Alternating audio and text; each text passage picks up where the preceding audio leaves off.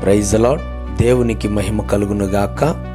క్రీస్తునందున్న దేవుని ప్రియులారా, ఈ దినకాలమున దేవుని యొక్క సందేశాన్ని ధ్యానించుకుందాం. కీర్తనల గ్రంథము 52వ అధ్యాయము 8వ వచనం. నేనైతే దేవుని మందిరములో పచ్చని ఒలీవ చెట్టు వలెనున్నాను, నిత్యము దేవుని కృపయందు నమ్మిక ఉంచుచున్నాను. ప్రియమైన వారలారా, గమనించండి, దావీదు యొక్క జీవితాన్ని ఈ యొక్క లేఖనములో మనం గమనించగలం. దావీదు యొక్క జీవితము ఒలీవ చెట్టును పోలి ఉన్నదని దావీదు చెప్తున్న మాట చూడండి. నేనైతే దేవుని యొక్క మందిరములో పచ్చని ఒలీవ చెట్టును అని చెప్తున్నాడు. దేవుని బిడ్డలారా, గమనించండి, దావీదు యొక్క జీవితం ఒక ఒలీవ చెట్టు వలె ఉన్నదని దావీదు సూటిగా తెలియపరుస్తున్నాడు. కాబట్టి ఆ యొక్క ఒలీవ చెట్టులో ఉన్న శ్రేష్టతలను మనం గమనిస్తే, ఒలీవ చెట్టు బైబిల్ గ్రంథములో ఏర్పరచబడినదిగా కనబడుతుంది. ఒలీవ చెట్టు బైబిల్ గ్రంథములో ప్రత్యేకించబడినదిగా కనబడుతుంది. ఒలీవ చెట్టు బైబిల్ గ్రంథంలో సజీవమైనదిగా కనబడుతుంది. కాబట్టి దావీదులో కూడా ఈ యొక్క ఒలీవ చెట్టును గూర్చిన శ్రేష్టతలు దావీదులో కూడా కనబడుతున్నాయి. ఏంటి అనంటే, దావీదు ప్రభు చేత ఏర్పరచబడి తన జీవితాన్ని కొనసాగిస్తూ ఉన్నాడు. దావీదు ప్రత్యేకమైన జీవితమును కలిగి ఉన్నాడు. దావీదు శ్రేష్టమైన సజీవమైన కార్యములను ప్రభు పట్ల, అనేకుల పట్ల అతడు జరిగించిన వాడని బైబిల్ గ్రంథములో మనం చూడగలుగుతాం.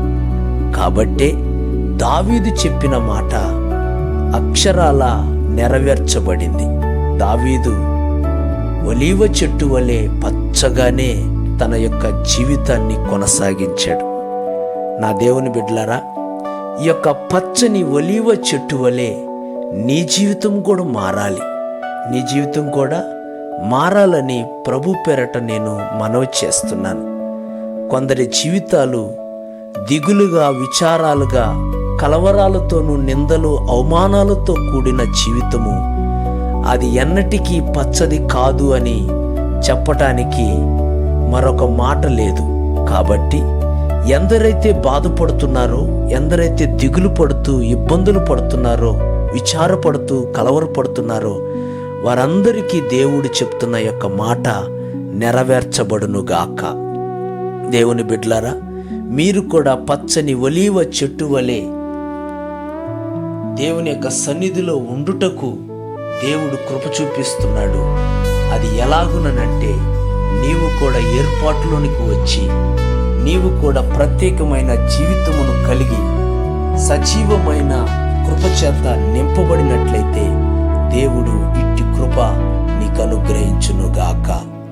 గమనించండి దేవుని బిడ్డలారా, ఇట్టి కార్యము నీ జీవితంలో నెరవేర్చబడాలని ప్రభువుని ఎంతగానో నేను వేడుకుంటున్నాను. కాబట్టి ఈ దినకాలమున ఈ యొక్క వాక్యం నీ జీవితంలో నెరవేర్చబడినట్లుగా ప్రార్థన చేద్దాం. మహిమ కలిగిన మా యేసయ్య, మీకు వందనాలు, స్తోత్రాలు. నా తండ్రి, అనేక జీవితాలను పచ్చగా మార్చుటకు సమర్థుడివై ఉన్నావు, శక్తిమంతుడై ఉన్నావు.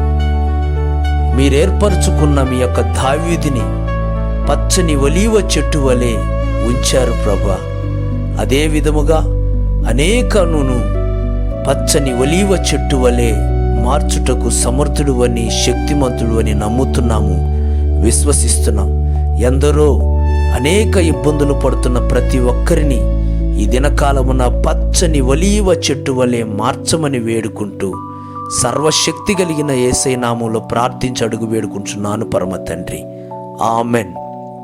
క్రీస్తు శరీర ప్రార్థనా మందిరము, ఊచుగుంటపాలెము, దేవుని సేవలో సహోదరుడు దయాసాగర్. Praise the lord.